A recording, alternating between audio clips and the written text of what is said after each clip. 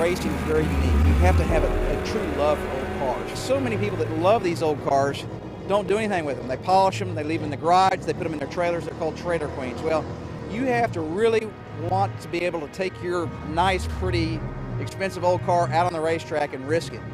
And we got a lot of wonderful people here who are willing to do that and really run these cars like they were supposed to be run.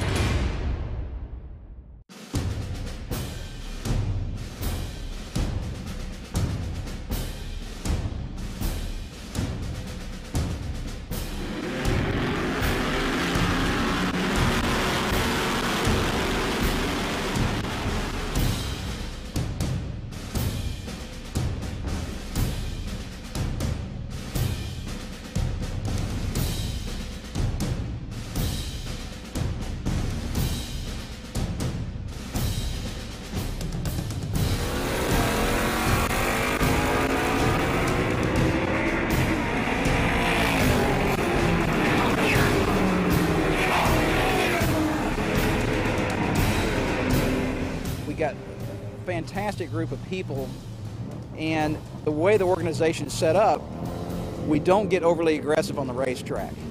We race close, it's spirited, but it's always called gentlemanly racing.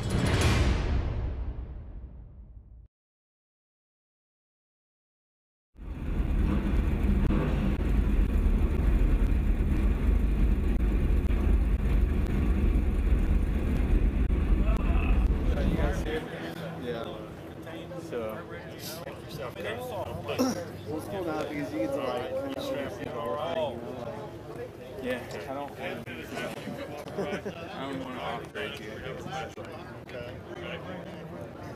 10 minutes after you're off track. Just calm down, have a good time.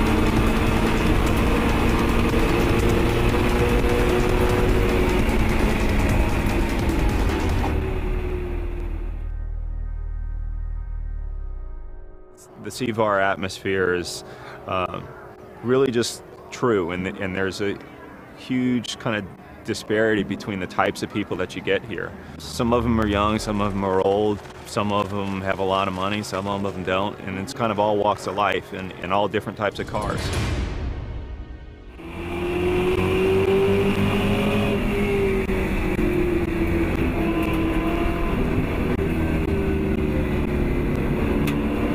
This is Margie. Margie, come on out.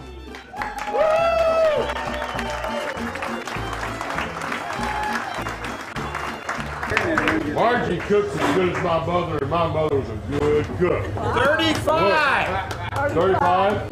No, I'm 60. She's not quite as old as I am. I turned 60 yesterday. You're still younger than I am. Would you like to know how you become a geezer? First of all, you have to be very, very rich. Second, you have to be very, very old. And third, you have to be willing to adopt us. That's how you become a geezer. There's one more. If you lay down, you're halfway there. If you can't get up, then you're a geezer. Then you're a geezer. My car is a 1970 Boss 302. I've been racing this car 6 years. I come from Kansas City, Missouri. Once again, we're on camera, and I cannot repeat the feeling I get when I'm on the racetrack. Okay, excellent. If my wife watches this. I drive a 1973 Porsche 911 RSR. When I was a kid, I always kind of wanted to race cars, right? It's kind of a childhood dream I think a lot of people have, but was able to finally come around and get my own car and try to get into it. I had some friends that did some track driving. I guess I got my first Porsche when I was 29, and as a street car, and the guys at the shop kind of taught me into going to a driving education program. I kind of got the bug. I started in 1966. I prepared a little English Ford Anglia, which is a funny looking little English Ford like you see in Harry Potter, the one that flies. And so most people watch that movie and think dumpy little English car. I look at it and see race car, you know. But it was a good start, and I was 21 at the time. You had to be 21 back then to go to driver's school. So I spent all my 20th year getting the car built, and I raced it for 2 years in Oklahoma and Texas. And then I had a chance to buy a Lotus Cortina. There's 2 Lotus Cortinas here this weekend racing. Mine was an ex-factory car, all the right mods. It was a great car. I raced it for 3 years with SCCA and IMSA, which is another motorsport organization. Group 4 rules. Lou and I have been racing about the same time, about 10 years. And we both started out about the same time. And she is real used to seeing the back end of my car. There are very few women drivers, probably 4 at most. There's probably 2 on any given weekend. There aren't many women in it. But, well, I've always loved British sports cars, and so I was a member of the MG Car Club, and then I did auto tests, and I had some friends that were racing and leaving me at home, so I decided I better get a race car and come racing with them. I've been doing this for going on 20 years, and I mean, I don't do this for a living. I just come to have fun. So that's the whole thing, is having fun. Some of these are Austin Healey Sprites, and some of them are MG Midgets. They were built on the same production line. When they got down to the end, they stuck a different tag on them. So they're absolutely identical, but some of them have a different name than others when they produced them, because they produced them in the same factory line. Well, when a car, somebody, because of something that happened or the way the car was built, somebody will give you a nickname, such as Hook. I'm not sure who it was, but when I came back one day, it had the name on it, Hook. My name is Wayne Hardy. I'm in charge of the pits. I get to organize the cars at the start, line them up as they go out on the track, and when they're bad, if they spin or go off the track, they have to come in here and I stop them and punish them and then let them go. Okay. If they come in real soon, I let them just drive through. If they have to be reminded and flagged, I make them stop and waste a lot more time, and that's their punishment. They lose touch with the race. And they're doing it for 50 years. I've been racing these for over a year, but I used to race go-karts for a number of years, and back in the 60s, and then I haven't done anything for 30 years. And then I'm a retired football coach, so I kind of got back into it. It's been fun. I enjoy it. I've always wanted to drive cars. My brother and I, he owns all these cars, or these two cars, and we used to travel all over the United States with my dad and my two brothers, and so when we all went our separate ways and got careers going, now that the careers are over, now we're playing race car again. My name is Linda Suggs. My husband Russell races car number 50 in Group 1 in the CVAR group. Oh gosh, he's been racing since probably at least 15 years. I'm trying to think, it's been pretty long.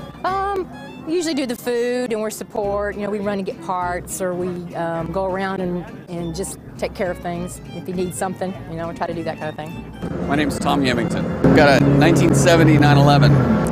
Well, I was driving Alphas for years and years, and I was talking to a buddy of mine, and he said, well, you know, with the Porsche, you need to bring maybe an alternator belt and a piece for the shift linkage and a lawn chair when you come. And the lawn chair is for sitting in and watching the Italian car guys work on their cars. So it's good German engineering. I've been racing since about 1999. Well, I'm a corner worker for CVAR, and I've been a corner worker for roughly 45 years. You know, I was 10 when I started. And when you get hooked on this, it's a lot of fun. This car's a 1958 TR3 Triumph. And actually, my dad got me into Triumphs back when I was a little kid. And this was my first car when I was 16. We refurbished it together, so I kind of had a history with the car. I started racing with CVAR approximately 5 years ago. Yeah, I came as a spectator at first to CVAR to watch Bill and another guy named Jeff Bailey race, and those guys got me really into it, so I decided to build a car. I've been a big 2002 BMW fan for a long time, and I had a previous car that was a street car, and so I met Bill when I had that car as a street car. Actually, I took that car to several competitions. Bill also took his car to several competitions, and then Bill decided to turn his car into a race car. At that point, I decided to come out and follow those guys, and then I found another car and turned it into a race car. My name's Mike Jenigas. My first goal out here was to finish the race. If you don't finish, you can't win. The second goal was to not get lapped, and that means to have the fastest cars pass you before the end of the race. And I haven't achieved either one of those goals yet. How long have you been racing? 10 years.